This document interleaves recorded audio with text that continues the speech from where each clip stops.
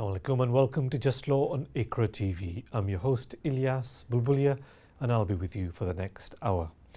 As our regular viewers are aware, on Just Law we normally discuss an area of law which is of interest to you, our viewers. But secondly, more importantly, Just Law is a live show. So whatever questions that you have on any aspect of English law, please feel free to pick up the phone and give me a ring, and hopefully I should be able to give you some guidance in relation to the questions that you have. On this show, I should be able to cover various matters ranging from immigration law matters, family law matters, personal injury matters, etc. We get numerous calls on immigration law matters, which is fantastic, but even if your questions relate to other matters, please feel free to call in and hopefully I should be able to give you some guidance in relation to your queries. Just a couple of matters before we get going. Obviously on a live show, it's not difficult to take very detailed information from callers who call in. If it transpires that I need to speak to you in more detail, then I will ask you to leave your number with the control room and I will give you a call back and have that more in-depth discussion off air. Secondly, obviously it's not possible to look at documents live on air. And again, if it transpires that I do need to look at documents before I can advise you, I will ask you to send me the documents off air and then I can have a look at those and then we can have a discussion about that later on. But in my experience, the vast majority of calls that we receive live on air, I should be able to give you some guidance in relation to those matters. Now, as always, we have a topic that we choose, topic which is of interest to you, our viewers. And last week we started on looking at nationality applications and in particular the sort of various requirements that need to be fulfilled. We obviously had a number of calls that came in, so we weren't really able to make much progress with that. So what I want to do today is to really recap on what we discussed last week and then carry on with the requirements for a successful nationality application. I think we only covered one or two points. There are a number of other matters that we need to look at as well. But although we're talking about nationality, whatever your questions relate to, whether it's immigration law matters, any other matters, please feel free to pick up the phone and give me a ring. Obviously, as I was saying last week, nationality is really the last stage of the immigration process. Somebody who comes to the United Kingdom from abroad will initially get their visa to come to the United Kingdom. And we have a lot of discussions about spouse applications, marriage applications, people who come to the United Kingdom on the basis of marriage, and that's the immigration category that they come under. Obviously, they obtain a visa to come to the United Kingdom initially. They have their visa for 2.5 years. They hopefully successfully renew their visa, extend their visa at the 2.5 year mark, and then when they reach the 5 year mark, they qualify for indefinite leave to remain in the United Kingdom. At that stage, they are permanent in the United Kingdom. There are no time restrictions at all, no more applications to submit. However, there is still one more step that needs taken, one more stage before the person who's come from abroad can become a British passport holder. And it is that which we are looking at today. It's how do you become a British national? Essentially, the process for an adult is to apply for naturalization. The process for somebody who is a child, i.e. under the age of 18, the process that they go through is called registration. So there are two separate processes, a process for adults and a different process for those who are under the age of 18. Ultimately, both of these different processes lead to confirmation, lead to the recognition that the person who's applying is a British citizen. And after that, it's open to them to apply for a British passport. Let's take our first call before we go into this in greater depth. Hello, Assalamu alaikum. Salam. Ji, thank you for calling. Ji. I wanted to ask you questions about immigration. Right, sure. Okay. Yep. Please do. Recently I applied to UK NARIC Okay. for my English proficiency one. Okay. Then I sent them my qualification and everything. Okay. So they sent me a letter back, and they said you have B1 English proficiency. Okay. And your degree is equivalent to UK honors degree. I understand. So okay. will it be okay for? Okay. Will it be sufficient for my spouse visa application? Okay. So that is a statement of comparability, what you've received. So it confirms the level of the degree. So it confirms that. But there is another document that you need to get from UK NARIC where they confirm that the level of English which was used to teach the subject was at SEFRA B1 level. So you need both things. You need that statement of comparability which compares the foreign degree and the UK degree and says yes, it's at the right level. You need another document from UK NARIC which confirms the medium of instruction was English. Now both these documents are documents that you can obtain from the UK NARIC website. Have you so at the moment, have you only obtained the statement of comparability? No. I obtained the visa and nationality one because I applied to visa and nationality one, so they gave me two letters. Two letters, one, yep. Yeah, two letters. One saying my English proficiency, and second one saying that your degree is equivalent to UK's honours degree. Okay, so did you pay two fees, roughly about 70, £80 each? Yeah, I paid about £150. That sounds right, yeah. £150, £160. So you've got both certificates. That sounds right. Yeah. That is absolutely fine for applying for a spouse visa in the United Kingdom. So what you submit when you make the spouse application within the United Kingdom, you submit your degree certificate and you submit both those UK NARIC statements as well, the comparability and the proficiency in English. So there are 3 documents that you submit in total. Absolutely fine. There's no problem with that at all if you do it that way. All right. Secondly, can I go ahead? Yeah, of course you can. Yep. Right. Secondly, another question I had that my wife, she's working in at one place. So I wanted to, do I need a letter from the employer, her employer, that's saying that what's her annual income and what that? Sure. And will they have to mention that which kind of contracts he has? Yeah. So the employer's letter is mandatory. So you have to obtain that. Now, what the employer's letter has to confirm is 4 or 5 things. Because she is employed there, what she does, when she commenced employment, what her salary is, how long she has been receiving that salary, and what kind of contract is it? Is it permanent, fixed term, temporary? So there's 4 or 5 things that the letter needs to confirm. In practice, the reality is as long as an employment letter is submitted, even if some of the information is missed out, because some employers won't provide all the information that you need. So even if some of the information is missed out, the Home Office generally will still accept it as it is.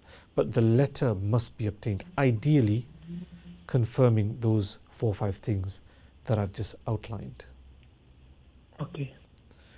Is that okay? Okay. Yep. Okay. Thank you. Okay. Thank you very much indeed for your call. I hope that clarifies matters. So that was to do with spouse applications, and in previous shows we've looked at spouse applications before as well. Now, so going back, we'll take our next call before we return to the topic. Hello, Assalamu alaikum. All right. Hello.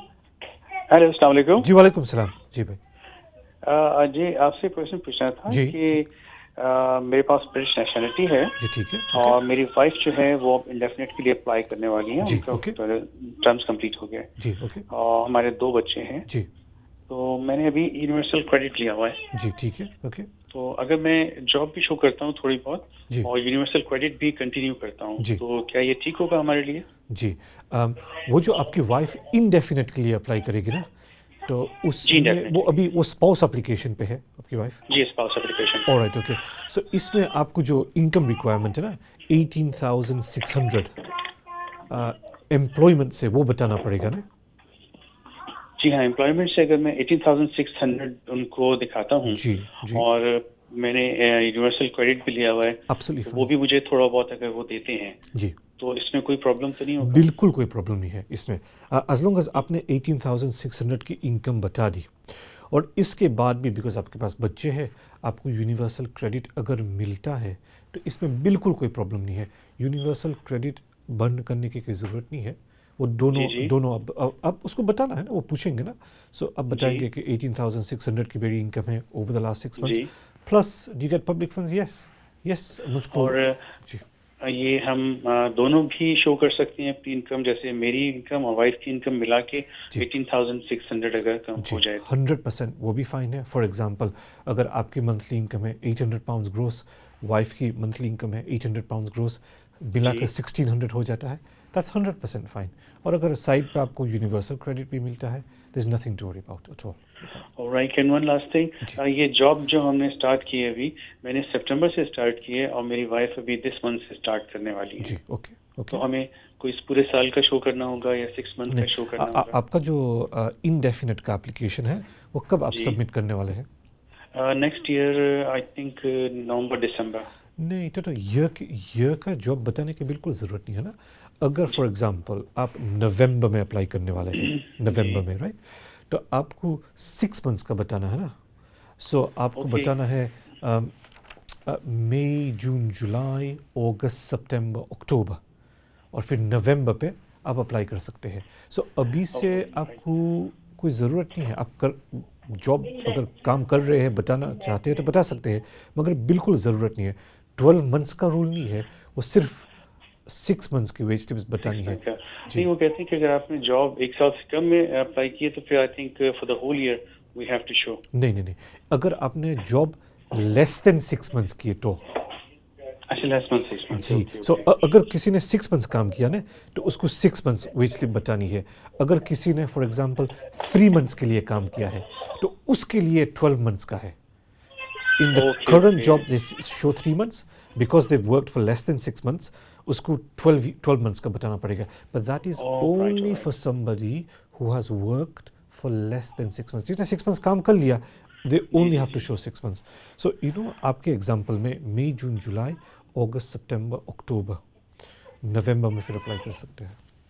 Okay great, thank you. जी और ये अभी अपना term complete करके indefinite की reply करने वाली है, अब इनका इंडेफिनिट होने वाला है। हाँ, तो इसमें सिर्फ ये है कि आपकी वाइफ जो यूके में वाइफ कब कब कब वो एंटर हुई थी? 2015 के जुलाई में आई थी। जुलाई में आई थी। ओके। जी तो एक्चुअली वो अप्लाई कर सकती है वाइफ आपकी मई 2020 में। मई 2020 में। हाँ ओके। बिकॉज ये उनका वीज़ा जो है एक्सपायर हो रहा है, आई थिंक ऐसे ही एक्सपायर हो रहा है। हाँ तो उनको 1 ईयर बाकी है, 1 ईयर। हाँ so next year she is going to apply for indefinite. हाँ सॉरी सो जुलाई में आई थी ना, शुड बी जून 2020 बिकॉज उसका जो 5 इयर्स कंप्लीट करना है ना, 5 इयर्स। 5 इयर्स कंप्लीट तो करना है, वो जो ठीक है। 5 इयर्स का रूल है ना, it actually 5 years start from when she entered the UK. Alright okay so जी। आपके पास चॉइस होता है कि आप 5 इयर्स एंट्री से काउंट करो लेस 28 डेज, या तो आप 5 इयर्स काउंट करो to when the second visa expires. वो आपके पास चॉइस होता है। सो फॉर एग्जांपल ओके अगर July 2015 she entered the UK तो she'll be eligible to apply in June 2020। वो आपका चॉइस है कि जून में अप्लाई करो जी या तो जुलाई अगस्त सितंबर अक्टूबर नवंबर, और या नवंबर व्हेन द वीज़ा एक्सपायर्स। वो आपके पास टाइम ऑलराइट विंडो है। ऑलराइट। जी, बस आपको बताने का मकसद ये है, अब उनका वीजा एक्सटेंशन है स्पाउस वीजे का, अब वो इंडेफिनिट की तरफ जाएंगी। जी तो जी उसमें भी जो मैंने क्वेश्चन पूछे, एवरीथिंग इज फाइन, हम यूनिवर्सल क्रेडिट ले सकते हैं? 100% यूनिवर्सल क्रेडिट ले सकते हैं, दोनों की इनकम भी मिला सकते हैं, 6 मंथ्स की वेज स्लिप्स चाहिए. You can actually, you don't need to wait until November 2020. अब जून 2020 में बिल्कुल अप्लाई कर सकेंगे, बिकॉज रिक्वायरमेंट है कि यू मस्ट कंप्लीट 5 years. वो उसके 5 years. जी ठीक है जी, बहुत शुक्रिया, जज़ाकल्लाह. No problem. Jazakallah. Thank you very much for your. Assalamualaikum. Walaikum assalam. Thank you very much for that. We'll take our next call. Hello, assalamu alaikum. Hello. Ji, assalamu alaikum. वालेकुम सलाम. जी भाई. Hello. जी brother, जी भाई, आपका question क्या है? Hi. Basically, what it is, my brother-in-law is a Canadian citizen, and he's thinking of emigrating to the UK. Okay. I just wanted to know what would be the appropriate steps to make Okay. for him to have a successful application. Does he have an idea about the kind of route he wants to use to come to the UK? Well, he wants to come and settle and work here. Okay, I understand. Permanently. The problem with the UK in terms of working in the UK is that realistically, the only category open for somebody who wants to come to the UK to work is what's known as Tier 2 General. It's the work permit category. Right. For that, at the moment, the way the rules are, at the moment, somebody who's coming on this work permit category, they have to have a sponsor, a company that has a sponsor license that's prepared to sponsor him to come to the United Kingdom. Now, that may change in 2 years' time. What they're thinking of doing is introducing another type of points-based system where they look at not whether he's got a job offer or not, but they look at his circumstances. So, for example, they look at his qualifications, they look at his work experience, they look at his age, they look at his earnings, and then if you score sufficient points, they'll say, okay, you can come to the United Kingdom. We used to have this in the UK about 10 years ago. Canada, Australia, they have it, but at this moment in time, that scheme, once it was removed, hasn't been reintroduced. So somebody who wants to come and work, it doesn't matter what their background is. What matters more, they must have a sponsor that sponsors them to come to the United Kingdom to work. Apart from that, at this moment in time, there's no other category that can be used to come and work in the UK. Okay. Well, could I ask you one other question? Yeah, of course you can. Yeah. I run my own business. Okay. Would I need to apply for a sponsored license to be able to do that? Yeah. So the steps would be, you'd need to apply for a sponsor license. Now, if you manage to get the sponsor license, the second step is the job that your relative would be coming to do, it's got to be at a certain level. So it's got to be at a professional level. So at the moment, the kind of jobs that people can do would be accountants, finance manager, business development. Yeah, I'm a chartered accountant myself. Oh, right, okay. Right, and okay. I run a practice. Oh, right, fantastic. But he's not an accountant, but he is thinking of becoming an accountant. All right, okay. And I put him through a training contract. Okay, all right. Now, with an accountancy practice, you're more or less guaranteed to be given a sponsor license because you'll be regulated by a professional body.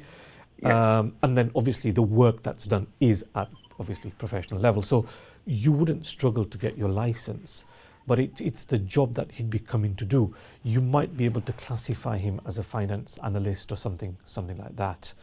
The problem might be that he wouldn't be able to come as an accountant unless he's got certain accountancy qualifications. So on the first part of the scenario, getting the license won't be a problem. Yeah. It's just the second part. Now, if he was like a qualified accountant, there's no problem. He can come. He'd need some kind of experience or qualifications in accountancy for you to be able to say that he's coming as an accountant. Yeah. That's the only. Now, the alternative would be to say, look, okay, you get your license. Then say he's not coming as an accountant. He may be coming as a business development manager or another similar job like that. That may well be a possibility. But So stepping back a bit, you would have to get the license, and you'd have to show what professional level job is he coming to do. Okay, so if it wasn't chartered, I'm sorry, sure. Keep it very brief. If it wasn't for a chartered accountancy qualification, if he had, say, before he came here, a qualification such as AAT, the Association of Accounting Technicians qualification, would that be something that may cause an issue, because the job that technicians do would fall normally below. There's a level, they call it level 6. So technician would come at probably level 4. So it would just fall below level 6. That's the problem. So if the Home Office was to look into this in greater detail, it would be something where you could run into difficulties.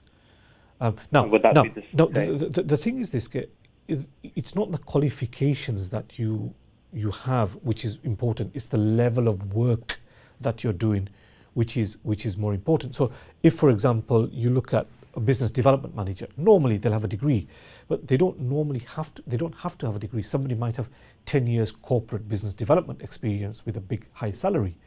So even though they're not degree educated, because the job that they're doing is at that level, they can get in. Now, if you use that same example for accountants, it would be easier if he was a chartered or chartered certified or IFA, if he had those qualifications. Now, if he doesn't and he's got AAT, what you'd have to argue is that he may only be AAT qualified, but the work that he's doing is at that level. Okay. Now, with accountancy, you could probably get away with it. Because the code for accountants, it doesn't specify that the person coming has to be chartered or chartered certified or IFA regulated. It doesn't say that. It does give, there is some flexibility there. So you could argue that the work that the person would be doing is at that level, albeit the person doesn't hold that professional accreditation. You could probably get away with it. I mean, that's my initial, I have looked at this a while ago. My view is for accountants, you can probably get away with it. Right, I see. So that would be a possibility. That was my view when I looked at it, that you could potentially get away with it, because when you apply, you don't have to show that the person is chartered or chartered certified or at that level. It's the work and the responsibility this person's going to have when he comes over. I see. That was my view. So it's a possibility. Really It's a possibility. Yeah. Okay. Brilliant. Thank you very much. No problem at all. Really interesting call. It. Thank you very much. Thank you very much. Thank you. Okay. We'll take our next call. Hello. Assalamu alaikum. Hello. Assalamu alaikum. Assalamu alaikum. Ji walaikum salam. Ji. Thank you for calling. Ji. What's your question? Yeah. Hi. My question is, my husband had indefinite leave to remain in 2012. Okay. And I just want to know, does he still need to do the test that you do, the Life in UK test and all that? Do you know when he about 22 years? Yeah. So, I think he might still have to do it, because when you look at the nationality form AN, it tells you there's a date in the form. And if you applied for nationality after that date, you don't need to do it. Now, my recollection is, if you applied for nationality after, it's either October 2012 or October 2013, then you don't need to do it. I can't remember the exact date. You know what I'll do? When we go for the break, what I'll do is I'll just check what the date is. So there's a cutoff point. If you applied for indefinite leave to remain after that particular date, if you've applied afterwards, your qualifications are fine. You don't need to do anything else. If you applied for indefinite leave to remain before that date, you would need to have up-to-date qualifications. Okay. Can you remember the test that he did when he applied for indefinite leave to remain? He did, the ESOL and all that at that time. You know the level of ESOL did he do? Do you know what level it was? I think all the levels, the basic levels that was at that time. Was it the basic one? I think from what you're saying is he's applied before that date. Because what happened was, when the new requirement came in, not only did you have to do Life in the UK test, they raised the English level as well. So, but that only applied to people who applied after a certain date. So if you applied after the English level was raised, you don't need to demonstrate your English again when you applied for nationality because you've done it. If you applied before that date, you had a lower level of English that you had to show, and therefore you would do the test. When we go for the break, I'll look at what the date is. But to me, it sounds like he applied just before the level of English was raised, in which case he'd have to do the test again. Did he do the Life in the UK test? Not at that time, no. Not that It was, I think, before, he did all that before that, no. Right. He's going to have to do it then. He's going to have to do both. It does sound like he's actually applied before the new requirements came in. So he will have to do the Life in the UK test. And he's going to have to. Can you please double check for me and let me know? I'm watching the TV now. Yeah. Yeah. We'll probably go for the break in the next few minutes. I'm just going to check. Could you just explain which, if there is, because I remember he did ESOL and he got his certificates and everything, and he got his indefinite leave to remain, and he's been here for the last 22, 25 years now. But he hasn't applied for the, Don't apply for nationality. It's that date which is the key thing, because the requirements changed.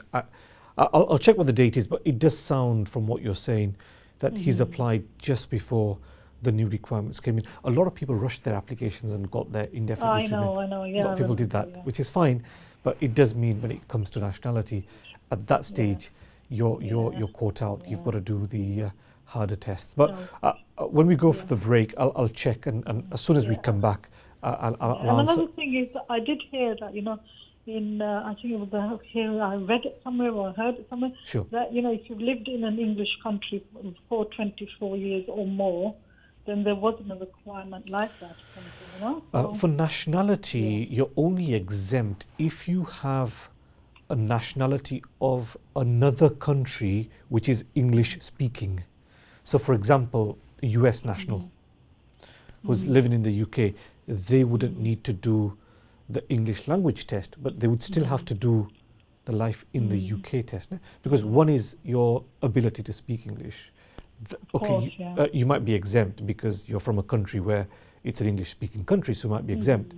But knowledge of the United Kingdom, which is what the Life in the UK tests, that knowledge test still has to be done, irrespective of which other nationality you have. So certain countries, I think Canada, USA, New Zealand, Australia, they don't need to do any tests, but they are still required to do the Life in the UK test. Okay. All right, yeah. Please just highlight a little bit more on the TV, and I'll have a look at it. No problem at all. As soon as we come back from the break, I'll do that. Thank you very much for your time. No problem at all. Thank you very much. Thank you. Thank you very much. So that was a question regarding nationality. And obviously, the normal requirement for nationality is that in addition to the residence requirements, etc., you must have an English qualification, which is acceptable, and you must pass the Life in the UK test. I'm going to check after we come back as to what the date is when the actual requirements are kicked in. Now, just before we took the calls, we were in fact looking at nationality applications, and what I was saying was that nationality is really the end of the immigration journey. Somebody who comes here initially, for example, on a spouse visa, they extend, they get to indefinite leave, and then life in the UK, then nationality is the last stage of the journey. There are, as you will appreciate, many requirements which need to be fulfilled. Somebody who's been through that process will know that at every stage there are requirements that need to be fulfilled. What are the key requirements for nationality? We touched upon some of these last time. One is, the first thing you need to check is, do you have indefinite leave to remain? Because if you don't have indefinite leave to remain, obviously you're not free from immigration law restrictions, and therefore that essential requirement that you must be free from any restrictions doesn't apply, and you would therefore not be able to apply for nationality. So you must be free from immigration restrictions. You must have indefinite leave to remain. That's all well and good. Unlike many other countries, there is a residence requirement. So you must have lived in the United Kingdom for a certain period of time before you can apply for nationality. What is that period of time? Well, there are two. One is that where you are married to a British citizen, you only need to have lived in the United Kingdom for 3 years. The other is where you're married to somebody who's not British. They may just simply have indefinite leave to remain. But key point is your spouse isn't a British national, in which case you would need to show 5 years of residence in the United Kingdom. So not only are you showing that you have indefinite leave to remain in the United Kingdom, you would either have to show 3 years residence if you're married to a British citizen, or 5 years residence if you're married to a non-British citizen. So that's essentially the language, the residence requirement. Now normally that's not something that causes any great difficulties for people. It's the second requirement coupled with the residence requirement, which is that you must have, during that 3-year period or during that 5-year period, you must have lived in the United Kingdom, and your absences have to be limited to a certain number of absences. It's that which causes normally difficulties for individuals who are applying for nationality. They might have lived for a number of years, but during that period there may be a lot of absences because their home country, maybe that they've got family there, they've got business there, they've had to go back to their home country, whether it's India, Pakistan, Bangladesh, wherever it is. So you do need to look at your absences from the United Kingdom. How much time have you spent outside the United Kingdom? You're going to have to go through your passports, work out how long you've been out of the country. There are two ways you look at that. You look at the last year before the application, and you look at the whole duration as well, look at the absences in the whole duration. We'll look at that in greater detail after we've taken a short break.